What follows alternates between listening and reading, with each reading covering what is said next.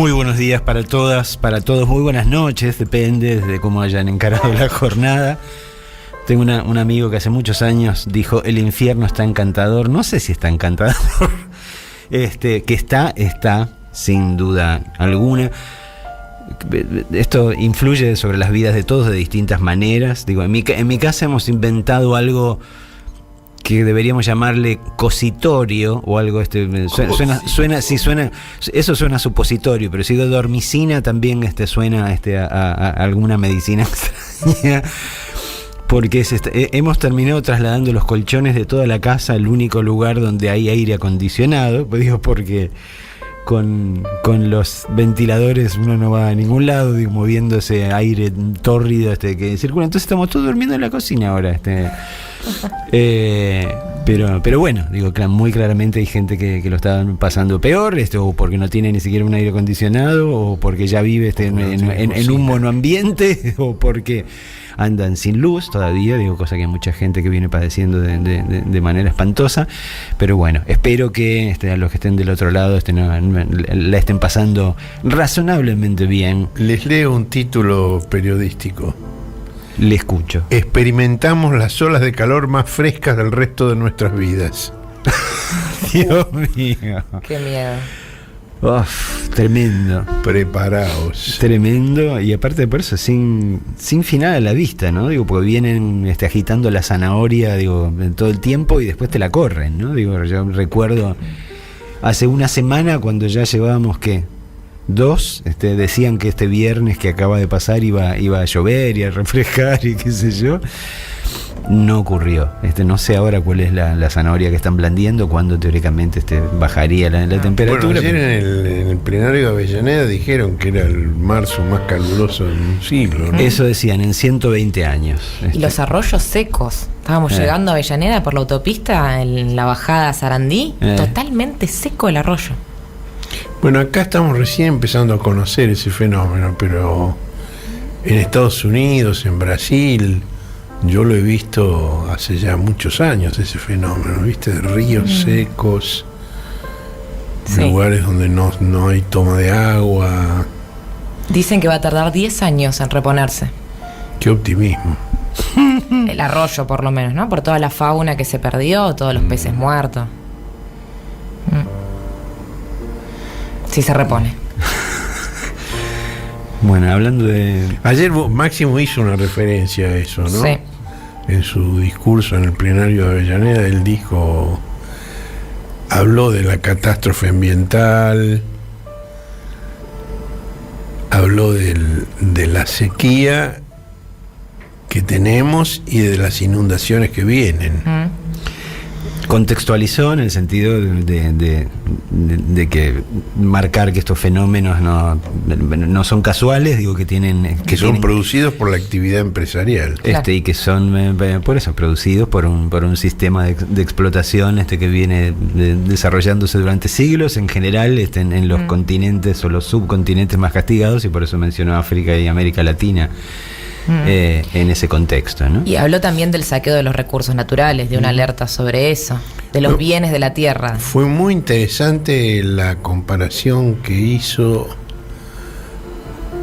creo que fue Axel, no él, sobre el tema de Vaca Muerta y el litio, de la ilusión que hay de que esos recursos van a solucionar los problemas del país. Y dijo, es como si un habitante de Potosí, antes de la conquista española, se hubiera ilusionado con que la plata de las minas iba a solucionar todos los problemas, o alguien en África por los diamantes. Me pareció una comparación extraordinaria esa, ¿no? Que de alguna manera completó Máximo cuando habló del caso de Loma de la Lata, que también, recordó, a quien no lo tuviese presente, digo, que hace el años, yacimiento gasífero tan importante. Claro, que se decía lo mismo, en todo caso en la misma clase de papo que se escucha ahora cuando se dicen cosas respecto de Vaca Muerta, y lo mismo, sirvió para que se lleven el gas y para bancar en todo caso el desarrollo chileno. Exacto, el desarrollo chileno, y nosotros pagando gas más caro. Bueno, ese caso, por ejemplo, de Loma de la Lata, es el primer caso en el cual se pudo documentar la corrupción político-empresarial. Yo publiqué los facsímiles de los pagos que el consorcio de empresas constructoras, lo que se llama el gasoducto Neuva 2, que iba de partida de Loma a La Lata, era un consorcio de empresas que incluía al grupo Macri, al grupo Techín y al grupo SADE, que creo que era Pérez Companque en ese momento. Y en vísperas de las elecciones legislativas de 1987 pagaron lo que en el idioma código que utilizaban llamaba prestaciones en sede, que estaban calculadas. Sí, el pago lo realizaba Techín a través de su financiera Santa María, y había para radicales y para peronistas, para los dos partidos. Y estaba expresado, no ponían el número, sino, por ejemplo, 14 a la tercera potencia, ¿no? O sea, había que... Claro. Y yo publiqué el facsímil, que me lo dio un ejecutivo del grupo Macri. Recortó los nombres de quienes habían recibido la guita. Pero eran, digamos, tanto del radicalismo como de... Bueno, ustedes dos, tanto Josefina como Marcelo, estuvieron en el plenario de Avellaneda. Yo no estuve, pero escuché los discursos, porque estaba cerrando la edición. Escuché los discursos de Axel y de Máximo por YouTube. Y me parecieron muy interesantes los dos.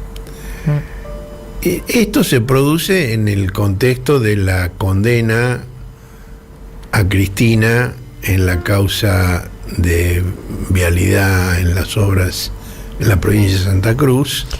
Venimos un poco de esa sucesión, ¿no? De la difusión el día jueves 9 de los fundamentos de la causa, porque se la condenó a fines del año pasado. El 10 la conferencia magistral de Cristina en la Universidad Nacional de Río Negro, y el 11 el plenario de la militancia, donde se cantó todo el tiempo Cristina presidenta. Empezamos en el 8M también, una semana movida.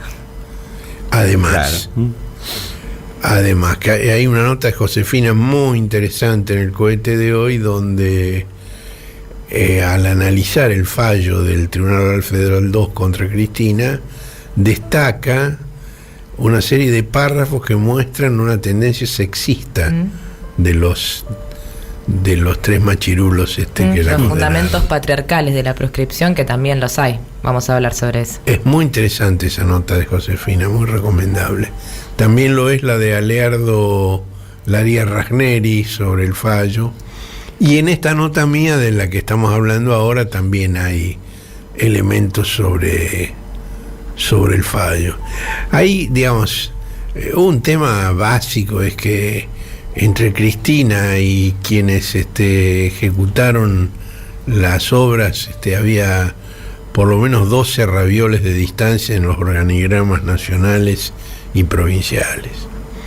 Y está claramente establecido en la Constitución y en las leyes que Cristina no era la persona que tenía la responsabilidad ni de firmar los contratos ni de controlar su ejecución. No lo era. Y los fundamentos por los cuales fue absuelto Julio De Vido se aplican exactamente igual a Cristina.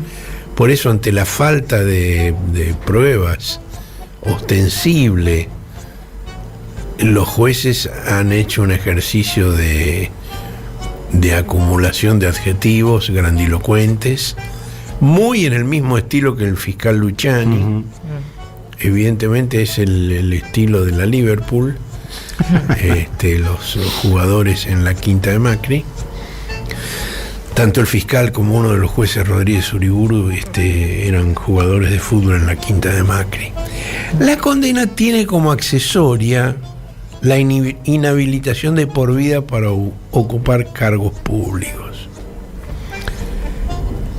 Una cosa que es muy impresionante es que los jueces eligieron difundir el fallo en el aniversario del decreto 4161 de 1956 que firmaron los dictadores Pedro Aramburu e Isaac Rojas y su ministro Álvaro Alzogaray, que tipificó como un delito nombrar a Perón, a Evita y usar los símbolos partidarios y hasta cantar la marcha. Cantaba la marcha, marche preso. Marche preso. Delito. Bueno, qué casualidad, justo el mismo 9 de marzo. Igual que la coincidencia de actos fundamentales del juicio con los procesos electorales de 2019 y 2023. Lo dicen los jueces en el fallo. Es decir, contestan, cosa insólita que en un fallo los jueces contesten manifestaciones públicas que no están en el expediente por parte de una de las personas sometidas a juicio, refutan la idea de la guerra jurídica, del lawfare. Tratándonos de locos, además, porque dice las teorías conspirativas. Teorías conspirativas, sí. Y dicen que fue una coincidencia, que el juicio empezara y terminara en coincidencia con los procesos electorales del 19-23. ¡Qué casualidad! No estábamos conscientes de ello. Menem tenía una frase fantástica para eso. Había pasado no me acuerdo qué, y él dijo, es una casualidad. Pasó no sé qué otra cosa y dijo otra casualidad. Entonces dijeron, pero presidente, ¿cuántas casualidades? Sí, es la casualidad permanente. Una de las frases históricas de ese inolvidable presidente. Bueno, ese decreto 4161 del 56 se inspiró en los procesos emprendidos en Italia y Alemania al terminar la Segunda Guerra Mundial para prohibir al fascismo y al nazismo, porque estaban sinceramente convencidos de que el peronismo era lo mismo. Bueno, evidentemente estaban equivocados y ahora procuran hacer lo mismo con el kirchnerismo. Y me parece que esta idea de acabar con el kirchnerismo no es solo de los jueces y los fiscales. Hubo un chat entre el presidente Fernández y Roberto Navarro, donde le atribuyen encomillado a Alberto decir, vamos a una PASO, por ejemplo con Coqui Capitanich. Si él le gana al presidente, sale tan fortalecido que es un gran candidato para llegar a la presidencia. Si yo le gano, como Coqui será el candidato de Cristina, seré el que termine con 20 años de kirchnerismo y puedo ganar las elecciones. Bueno, esto generó lo que no podían no generar. Y la portavoz presidencial, Gabriela Cerruti, dijo que esas no eran palabras del presidente. Bueno, ahí Navarro protestó. Lo dijiste, dijo que le dijo al presidente. Pero no era para publicar, dice que fue la respuesta. Ahora, la frase textual no fue retirada del portal de Navarro. Después de este intercambio de Navarro con el presidente, la frase siguió allí. Bueno, yo consulté al presidente sobre el tema y negó haber hecho esa afirmación. Y explicó, digamos, lo que él dice que es su idea, que una primaria fortalece a todo el espacio, gane quien gane. Y dijo, bueno, pero yo también dije que en 20 años cambiaron muchas cosas. Murió Kirchner, se produjo la batalla con las patronales agropecuarias por las retenciones, quebró Lehman Brothers, Cristina tuvo un segundo mandato con muchas dificultades, gobernó Macri durante 4 años, y dice que la suma de ambas reflexiones pudo haber inducido a Navarro a esa síntesis inexacta que la considera un error de buena fe. Es decir, no quiere Lola, no quiere nuevas contestaciones, nuevas refutaciones al respecto. Ahora, fíjense esta cosa, ¿no? El puñado de fieles del presidente oscila entre esa definición de poner fin a 20 años de kirchnerismo y la disputa por la propiedad intelectual de la marca. Es decir, la portavoz dijo: Alberto es kirchnerista. Y hasta la señora de la sonrisa permanente se declara kirchnerista. Hasta ella. El presidente dice: ¿qué son Rocio Filmos? Tal vez Massa no lo sea, pero los demás somos kirchneristas. Bueno, esta es una operación intelectual que yo llamo de desplazamiento, que a mí me hace pensar en la operación que Montoneros intentó hace casi medio siglo acerca de cuál era el peronismo auténtico. Digamos, esa es la sigla, peronismo auténtico, con la que se presentaron a las elecciones en Misiones en el año 75 y obtuvieron el 5% de los votos. Precursor ineludible del randacismo. Ahora, hay diferencias, por supuesto. Perón ya se había muerto en aquel momento. Acá Néstor se murió, pero Cristina está viva. Y el establishment no apoyaba a los auténticos. En este caso, no sé, hay sectores del establishment que están muy contentos con la idea de que se acabe el kirchnerismo. Los auténticos decadentes serían en este caso. Y yo le digo a Alberto, es decir, lo que ustedes plantean, que los verdaderos kirchneristas son ustedes. Me dice: no, están Cristina y Máximo, eso no se puede ignorar. Es decir, es un discurso muy elaborado, muy inteligente. Es decir, donde digo Diego. Ahora, el presidente insiste en que es un error poner el acento en la proscripción de Cristina y no en la condena a una persona inocente. Y ahí, digamos, se pone el cassette de profesor de Derecho y dice que la inhabilitación para ejercer cargos públicos es una accesoria a la pena. Es una accesoria que queda a la discreción de los jueces. Es decir, la pena está marcada en el Código Penal y los jueces, por supuesto, eligen dentro de un máximo y un mínimo que fija el Código. Pero la accesoria se puede imponer o no. Los jueces no están obligados a inhabilitar a quien condenan. Pero si hay algo que dejaron ya en claro nuestros jueces es que carecen por completo de cualquier discreción. Es muy difícil imaginar que se la van a dejar pasar simplemente porque es una accesoria. Al contrario, es lo que más les interesa. Y el presidente pregunta: ¿y qué pasa si la Cámara Federal de Casación Penal decide confirmar la condena pero revocar la accesoria? Bueno, entramos en un terreno teórico, pero de bajísima probabilidad, sobre todo si pensamos que esa Cámara está integrada por los visitantes habituales de Macri, Mariano Borinsky y Gustavo Hornos.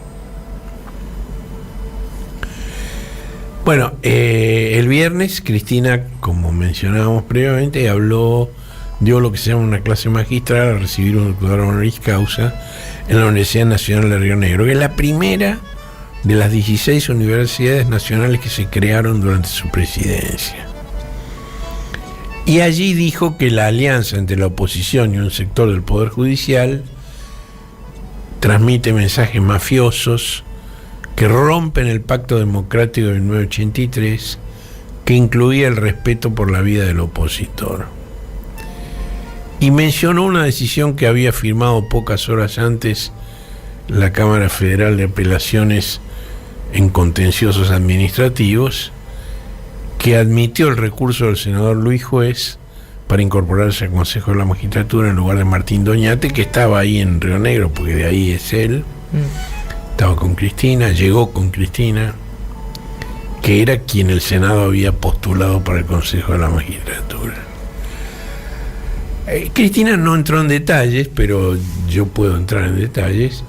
El fallo de la Cámara Federal de Apelaciones en Contenciosos Administrativos, el voto que decide eso es redactado por Clara Dopico.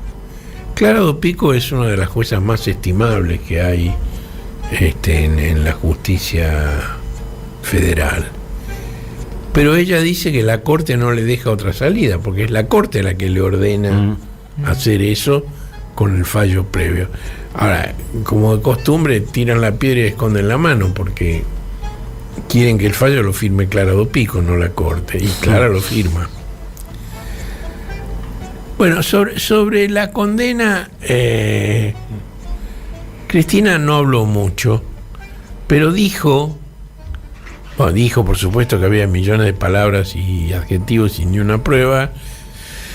Dijo que el objetivo era la proscripción y se remitió a la definición de Guado de Pedro, que dijo que han reemplazado el Código Electoral por el Código Penal. Pero, muy interesante, digamos, ubicó la sentencia dentro de una escalada que incluye la lapidación de su despacho en el Senado el 22 de marzo de 2022, cuando la Cámara de Diputados trataba el acuerdo con el Fondo Monetario Internacional, al cual ella se oponía, y que previamente fue marcado con pintura para que se supiera cuál era la ventana a la cual había que tirarle. Ayer en Avellaneda alguien contó, no me acuerdo si Axel o Máximo, que una piedra había pasado a 2 centímetros de la cabeza de Cristina. Y creo que fue Axel que lo mencionó. Sí. Que ella no lo dijo, pero que lo sabían, ¿no? Que él estaba con ella en ese momento. Bueno, una semana después se pegaron carteles con la foto de Cristina y la acusación de asesina de 35.000 personas. Y esto ella lo asoció con el negacionismo de los 30.000 detenidos desaparecidos. Y dijo, había que poner más. Si nosotros somos los responsables de 30.000, ustedes, vos que sos la cabeza más visible del peronismo, son responsables de 35.000. Referido a la muerte por la pandemia, ¿no? Y también mencionó el intento de homicidio del 1 de septiembre, cuando un tirador gatilló sobre su cara y por milagro no salió el tiro. Bueno, empezó con esa descripción del momento institucional y después habló de la economía bimonetaria, agravada por el tercio de la población que sobrevive en negro. Se remontó al golpe del 76, que acabó con el modelo industrialista por sustitución de importaciones e instaló la financiarización con la fuga de activos al exterior. Y dijo, hoy, a 40 años de democracia, no solo estamos sin Estado democrático constitucional, sino también sin moneda. Y dijo que esta es la causa de la inflación y la desvalorización del salario. Y lo ejemplificó con un gráfico del Diario de la Nación, donde se ve que el salario que se había hundido en la crisis del 2001 se recuperó durante el gobierno de Néstor y los gobiernos de ella, volvió a desplomarse con el de Macri y sigue en caída con el de Alberto. Digo, y el gráfico ese no es de Pravda, es de La Nación. Y estuvo interesante porque dijo, el salario claramente no es causa de la inflación, porque en el 2015 era el más alto de la región y los precios crecían a un 24% al año. Ahora el salario está por el piso y la inflación es 4 veces mayor, supera el 100%. Es decir, el salario no se puede decir que sea la causa de la inflación. Y también descartó que sea consecuencia del déficit fiscal. Ahí mostró otro gráfico de una revista económica, la más antigua y consultada por el establishment en todo el mundo, que se llama The Economist, donde muestra que solo 5 países del mundo tienen superávit fiscal. Y dijo, bueno, la pandemia y la guerra fueron terribles, pero la catástrofe más grande es la deuda externa. Y ahí, digamos, llegó al meollo de la exposición y dijo que los vencimientos de la deuda pública crecen cada año de 15.000 millones de dólares en 2024 a 23.000 en 2027 por año, y cuestionó la ilusión de que con las exportaciones de vaca muerta y el litio vayan a sobrar dólares. Y también habló de la fantasía de la dolarización y dijo las víctimas principales sería la clase media.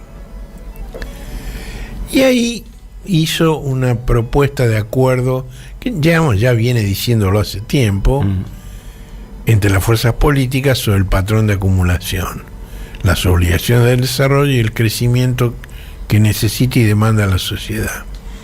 Dice, vamos a necesitar que los dirigentes políticos en la Argentina estén unidos frente a nuestro principal desafío, que va a ser revisar ese acuerdo con el fondo, no para no pagar, sino para que nos dejen crecer. Entonces es imprescindible el cambio de actitud, ponerse de acuerdo en lo fundamental. Porque si no, podremos tener 20 vacas muertas, 80.000 toneladas de litio, pero nos van a seguir faltando los dólares, y le tengo mucho miedo a la fragmentación política. Este fue, digamos, el corazón de la exposición de Cristina en Río Negro. Bueno, sobre el fallo, sobre los fundamentos del fallo, en esta edición está el análisis de Ragneri, que es muy recomendable. Está también lo que dice Josefina, que habíamos mencionado previamente, sobre el tema del patriarcado, de los aspectos sexistas de la condena. Ahora, hablan de una extraordinaria maniobra fraudulenta, luego de lo cual dicen que no fue posible obtener prueba directa en torno al hecho criminal, de modo que solo se van a manejar con indicios y conjeturas. Ahora, es como si no hubieran asistido a las audiencias del juicio, porque repiten lo mismo que se decía antes del juicio y ignoran todas las pruebas que fueron demolidas por las defensas a lo largo de las audiencias del juicio. Se podría decir que es un prejuicio. Exactamente, lo decía muy bien. Se habla de que Cristina obtuvo un beneficio ilegítimo por la adjudicación de obra pública a Lázaro Báez. ¿Y cómo habría obtenido el beneficio? A través de los alquileres de 2 hoteles. Ahora, esos hoteles, en primer lugar, fueron alquilados a precios de mercado, bancarizadas las operaciones, es decir, no hay nada negro ahí, es todo sobre la mesa, pero además son insignificantes en relación con los montos de la obra pública. No llegan a la quinta parte de un 1% de la obra pública esos alquileres. Entonces no está tan fuera de escala que es un disparate. Y bueno, el que debe estar muy preocupado es el fiscal Luciani, porque ninguno de sus argumentos fue tomado por el fallo. Después hay muchas incongruencias. Dice que no se puede calcular el perjuicio, pero lo estiman en 84.000 millones de pesos, que se los van a sacar a no sé quién. ¿Cómo llegaron a esa cifra? Digo, sobre todo cuando las obras adjudicadas a Báez eran por 46.000 millones. Acá hay algo que no cierra, ¿no? Ahora, el juez tiene que valorar los elementos de prueba presentados en el proceso sin omitir ninguno. Tiene que hacerlo de manera razonada, coherente y objetiva. Y en este caso lo que tenían que probar es si la persona que tenía a su cargo el manejo, la administración o el cuidado de bienes e intereses pecuniarios ajenos y sobre los cuales tenía poder de disposición, cometió una administración fraudulenta.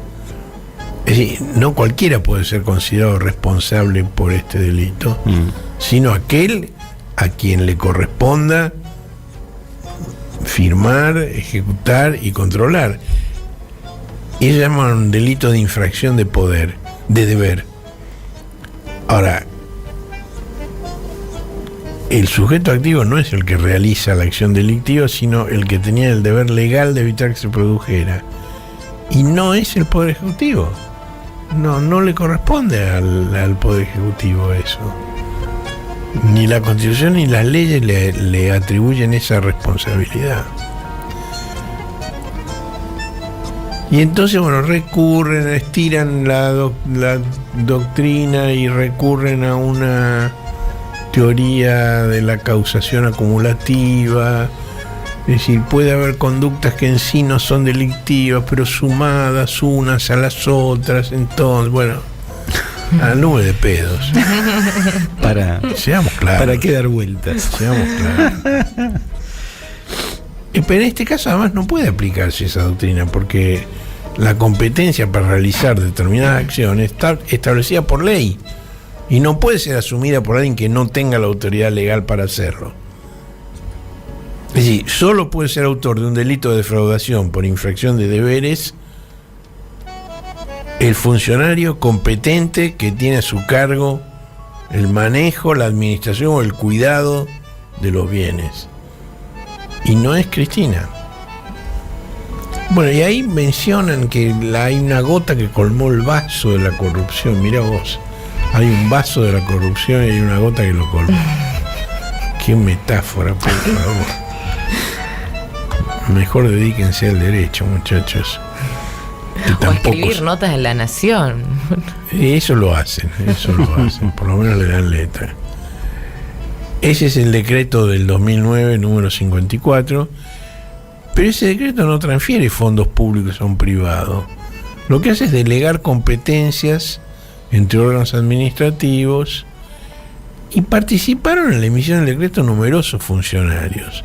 Sí, era la creación de un fideicomiso que siguió durante la administración de Macri y no adjudicaba fondos a Lázaro Báez. Era un decreto sobre el impuesto al gasoil. Se creó un fideicomiso que se aplicó en todo el país para financiar una cantidad de obras. No era el decreto Báez, valía para toda la obra pública en todo el país. Bueno, llegamos a Avellaneda, al plenario de Avellaneda. Y ahí me interesa mucho escucharlos a ustedes que estuvieron allí, que me cuenten un poco y le cuenten a quienes están escuchando cómo fue eso y qué les pareció. Bueno, para mí fue una organización muy interesante porque estaba dividido en 12 carpas, comisiones, todas sobre el mismo tema. Claramente se debatía la proscripción a Cristina y bueno, las medidas a seguir por la militancia, por la organización política para dar vuelta ese condicionamiento. Pero al dividirla en distintas comisiones, se generó que la mayoría de los presentes puede hablar. Los que querían tomar la palabra la tomaban. Había, bueno, claro, referentes políticos en todas que reponían las exposiciones, pero además de lo que fue más difundido, que fueron los discursos de Axel, de Máximo, y también estuvo Mario Secco y el Cuervo Larroque, estuvieron en la apertura. Fue muy interesante el debate en las comisiones, siendo que además estamos hablando de un plenario donde participaron 20.000 personas, que había más de 300 organizaciones, es decir, fue multitudinario y se pudo dar ese espacio que muchos estaban reclamando y que muchos agradecían, ¿no? Que era necesario después replicarlo también en cada localidad, en cada municipio de la provincia.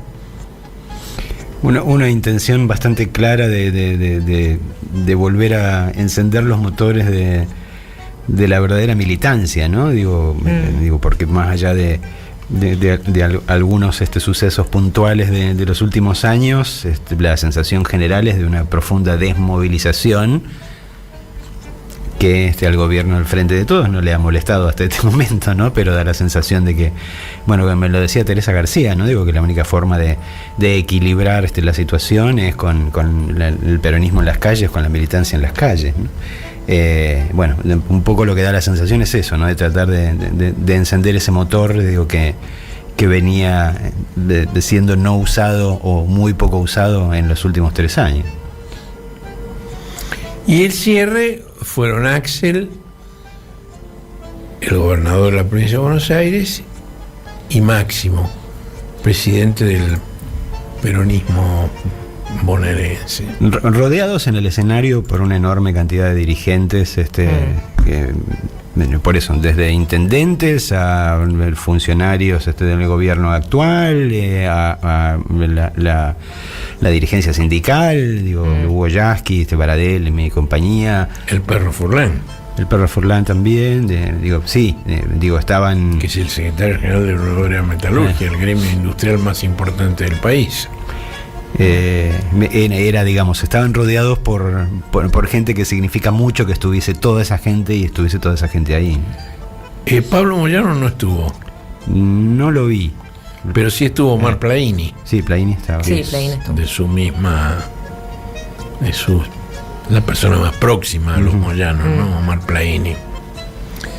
Bueno, ahí Axel recordó la proscripción del 56 y la lucha popular para permitir el regreso de Perón y la victoria electoral de la cual se cumplían 50 años, pero dijo que también hubo en aquel momento algunos vivos que pensaron hacer un peronismo sin Perón. Dijo, no se podía, como hoy no se puede hacer peronismo sin Cristina. Y a la cronología que Cristina había hecho el día anterior y que ya hemos mencionado, él le agregó varias cosas muy interesantes. El financiamiento de la familia Caputo a la carpintería de Jonathan Morel por 20 millones de pesos. Las entrevistas y tweets de Hernán Lacunza y Luciano Laspina anunciando que no pagarían la deuda en pesos de llegar al gobierno. Cosa que han repetido hace pocos días sobre los títulos de deuda. Y dijo Axel, igual que en el año 2015, cuando discutíamos con los buitres, ellos iban a Nueva York a decir que iban a pagar todo. Entonces, claro, los que estaban negociando con el gobierno de Cristina decían, mejor esperemos que vengan los otros. Lógico. Y además así fue. Efectivamente, pagaron todo, hasta los honorarios de los abogados pagaron, cosa increíble. Y ahí Axel dijo, pero esta vez no le van a torcer el brazo a un gobierno popular. También mencionó la renuncia de Mr. Magoo y el clima que se creó en ese momento, que el gobierno no terminaría su mandato, las corridas especulativas, las guillotinas, las bolsas mortuorias y los chats del Lago Escondido que pusieron en evidencia la trastienda de cada maniobra. Y dijo que es nuestra obligación que todo el pueblo sepa cómo se manejan, que Clarín, La Nación, una parte de los servicios y los jueces son una banda mafiosa que busca proscribir al campo popular. Y dijo, se sentían tan seguros, esto es muy interesante, que estaban tan seguros que desclasificaron su programa económico sin tapujos, a diferencia de la elección pasada, donde mentían abiertamente. Ahora confesaron que vienen a ajustar, a privatizar, a quitar los derechos al pueblo, a la salud, la educación. Y dice, nadie puede comerse los globitos de colores y la revolución de la alegría. Y dijo que había que discutir las medidas necesarias para que el crecimiento sea con distribución, igualdad e inclusión social. Porque este es un razonamiento muy interesante, dijo, porque sin distribución es injusto, pero además es insostenible, porque sin fomentar el mercado interno y el consumo en la industria nacional no se sostiene el crecimiento. Y ahí fue a una cosa que es uno de los núcleos de lo que se debate. Dijo, es mentira que primero hay que crecer, es al revés. Para crecer hay que distribuir, hay que mejorar los ingresos. así es como se crece. Bueno, ridiculizó con lo de Potosí y los diamantes africanos, la idea de que Vaca Muerta o el litio son la solución. Y dice, no alcanza con tener recursos naturales, minerales, hidrocarburos, alimentos. Es preciso un modelo donde se genere distribución, industria, tecnología y ciencia y que no reprimarice. Hace falta un gobierno que se plante, que diga que primero hay que crecer y que para eso hay que distribuir, que primero está nuestro pueblo. Y él también, igual que Cristina, y que Máximo después, dijo que no estaban diciendo de defoltear la deuda, sino de defender los intereses nacionales. Y que el pueblo va a impedir que proscriban a Cristina, organizándonos con militancia, compromiso.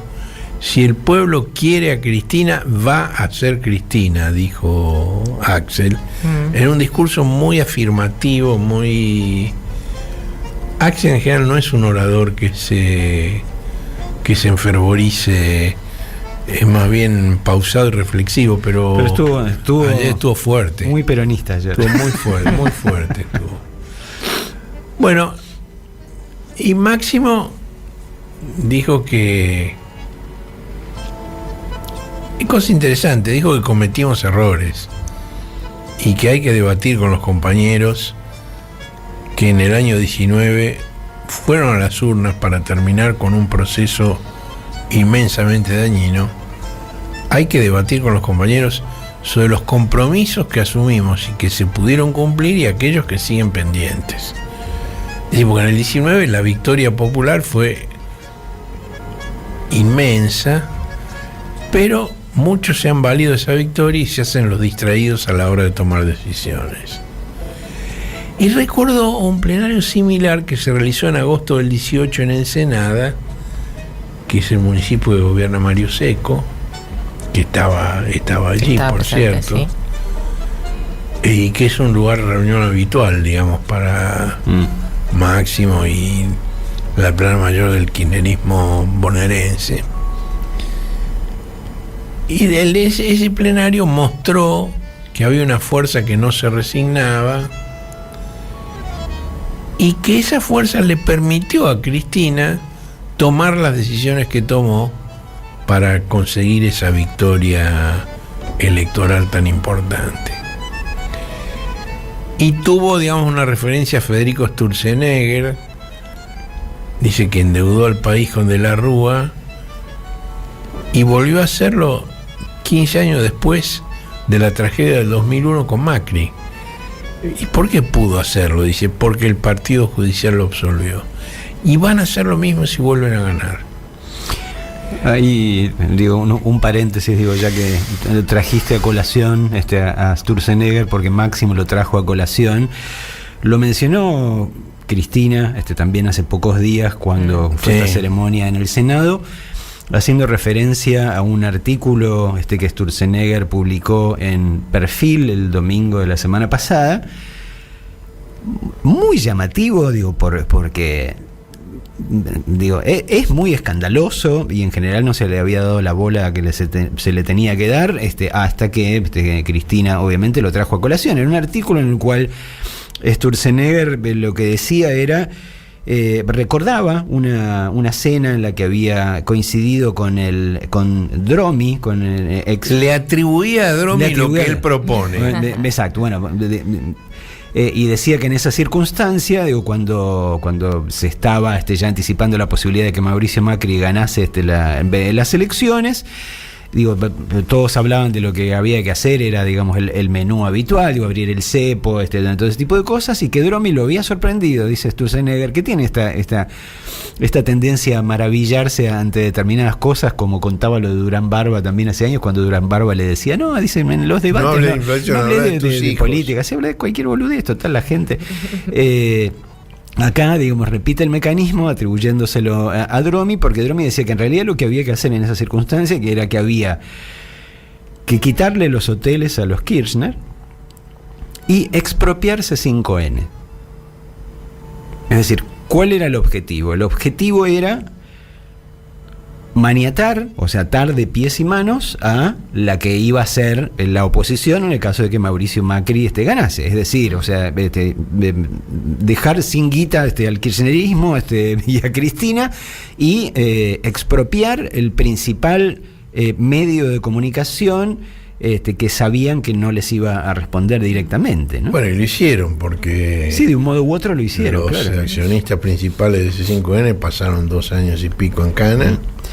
Pero bueno, en este contexto digo... Y la señal de televisión quedó a la deriva, no pagaban los sueldos, sobrevivió de milagro, y los hoteles de los Kirchner fueron intervenidos.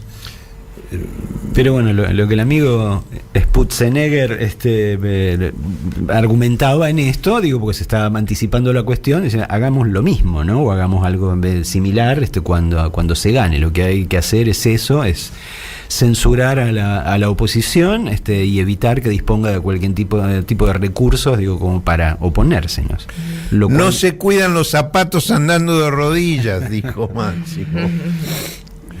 Hay que ponerse de pie y animarse a dar una pelea. No 2 ni 3, una. Se refiere evidentemente a la relación con el fondo, a la deuda. Y dijo que hoy las propuestas que circulan son casi transversales sobre la clave puesta en las exportaciones. Sin pensar en qué ambiente nos vamos a desarrollar, habló de la sequía, de las inundaciones. Y dijo una cosa interesante, dijo que Milagro Sala fue la primera que le advirtió que van a hacer cualquier cosa para quedarse con el litio. Fue la segunda mención a Milagro, porque antes Axel también la había mencionado por su injusta condena y por su prisión, que ya lleva 7 años. Y ahí Máximo dijo una cosa. Dijo que Sergio Massa y Fernanda Raberta están peleando para que la moratoria previsional salga adelante. ¿Qué quiere decir? Porque la moratoria previsional fue votada en el Congreso. Pero 10 días después de la sanción legislativa aún no fue promulgada por nuestro gobierno, dijo. Yo me puse a averiguar, digamos, ¿qué es eso? ¿Por qué introdujo ese tema, Máximo? Bueno, lo que yo averigüé, bueno, es sabido, digamos, el Fondo Monetario se oponía a la moratoria previsional y no quería que hubiera más jubilados, no quería que hubiera más fondos destinados a que esa gente sobreviva. Y cuando el tema se sanciona, Cristina Georgieva se lo planteó a Alberto Fernández y le dijo, bueno, pero no queríamos esa moratoria, habíamos dicho que no lo queríamos, está por escrito en los papers del Fondo Monetario. Y Alberto dijo, no se preocupe porque tiene media sanción, pero en la otra cámara no pasa. Y Cristalina le dijo, pero ya salió en las 2 cámaras, ya es ley. Bueno, solo faltaba la promulgación. Y como dijo Máximo, sigue faltando. Este es un tema, ¿no? Digo, que Alberto sea candidato o no sea candidato, esto me parece más importante, ¿no?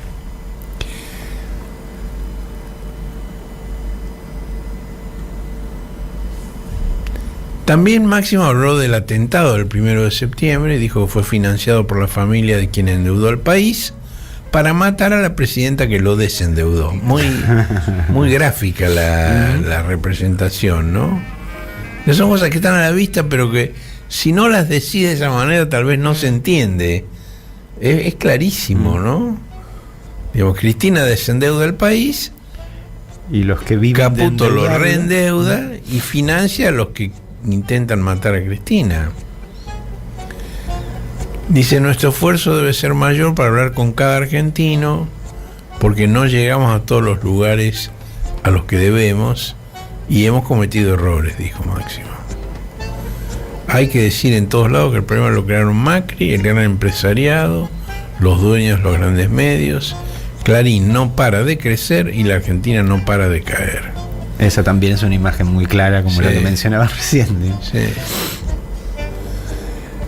Y dijo, bueno, buscan descabezar a esta fuerza política porque saben que es difícil crear candidaturas creíbles en esta situación. Ese es un punto clave. Digo, Cristina es irreemplazable. Y lo saben todos. Lo saben los kirchneristas, propios y ajenos. Lo saben los albertistas, lo saben los cambiemitas, lo sabe el establishment, lo saben las organizaciones de trabajadores. Y dice Máximo, porque si apareciera alguien capaz de generar la misma esperanza que Cristina, le harían lo mismo. Bueno, no, el presidente no lo nombró, pero dijo, hay compañeros más interesados en ganarle a Cristina que en sacar el país adelante. Hay que abandonar las aventuras personales. Algunos deberían estar más que agradecidos, con más humildad y a disposición de la gente. Esto ya lo había dicho en Mar del Plata, en el plenario, en el congreso del PJ que hubo en Mar del Plata. Y lo reiteró ahora. Bueno, en ese punto están las cosas. El hecho de que el campo popular no tenga otra candidata que Cristina es un dato muy relevante, muy relevante. Y al haber anunciado ella que no iba a ser candidata por la proscripción, se crea una situación, digamos, que de aquí a junio se tiene que resolver, o a mayo se tiene que resolver, y que no está de ninguna manera fácil. No olvidemos que la consigna de ayer, del plenario de ayer, era una consigna con una gran resonancia histórica, ¿no? Luche y vuelve.